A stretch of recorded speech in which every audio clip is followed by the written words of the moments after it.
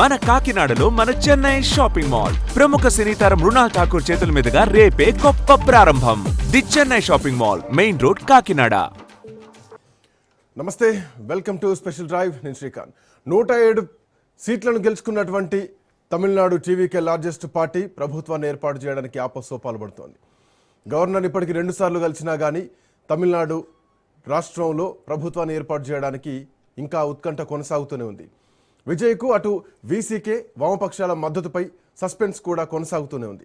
ఈరోజు జరిగేటువంటి సంయుక్త సమావేశంలో ఆ పార్టీలు ఏ నిర్ణయం తీసుకోబోతున్నాయి, షరతులతో కూడినటువంటి మద్దతు ఇచ్చేందుకు పార్టీలు కసరత్తు చేస్తున్నాయా, ఎంతమంది ఎమ్మెల్యేలు విజయ్ వెంట రాబోతున్నారనే దానిపైన సస్పెన్స్ అయితే కొనసాగుతోంది.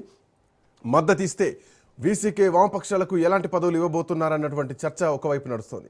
మరోవైపు డిఎంకే అన్నా డిఎంకే కలవబోతున్నారు అనేటువంటి ప్రచారం జోరుగా నడుస్తోంది. వీసీకే చీఫ్ను సీఎంగా చేసి మద్దతునిచ్చేటువంటి యోచనలో ఉన్నట్టు తెలుస్తోంది.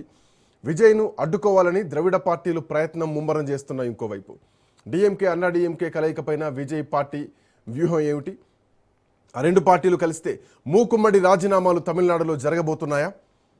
విజయ్ మరొకసారి ఉగ్రరూపం దాల్చబోతున్నారా? అన్నా డిఎంకే ఎంపీ తంబిదురై సంచలన కామెంట్లు చేశారు. ప్రజల మనసులో ఏఐఏడిఎంకే అధికారంలోకి రావాలని ఉందన్నారు.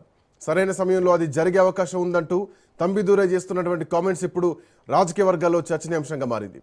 తమిళనాడులో విజయ్ విశ్వరూపం చూపించేటువంటి సమయం ఆసనమైందా? ఒకవేళ తమిళ ప్రజలు ఇచ్చినటువంటి తీర్పుకు గవర్నర్ ఎందుకు అడ్డుపడుతున్నారు? ఖచ్చితంగా మ్యాజిక్ ఫిగర్ ఉండాలన్నటువంటి రూల్ ఎందుకు పెడుతున్నారు? అసెంబ్లీలో బల ప్రదర్శన నిరూపించుకుంటాం, మా బలం ఏంటో చూపించుకుంటాం అన్నా కానీ ఎందుకు గవర్నర్ అడ్డు చెప్తున్నారు? ఈరోజు తమిళనాడు రాష్ట్ర వ్యాప్తంగా గవర్నర్పై నిరసనలు వ్యక్తమవుతున్నాయి. ప్రజలంతా రోడ్ల మీదకి వచ్చి, టీవీకే కార్యకర్తలంతా రోడ్ల మీదకి వచ్చి నిరసన వ్యక్తం చేస్తున్నటువంటి పరిస్థితులు కూడా కనిపిస్తున్నాయి. తమిళనాడులో ఏం జరగబోతోంది?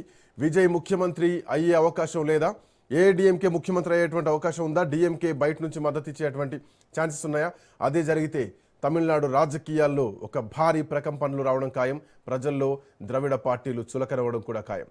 రాజకీయాల ముఖ్యమా, ప్రజా తీర్పు ముఖ్యం కాదా అన్న చర్చ బలంగా నడుస్తోంది.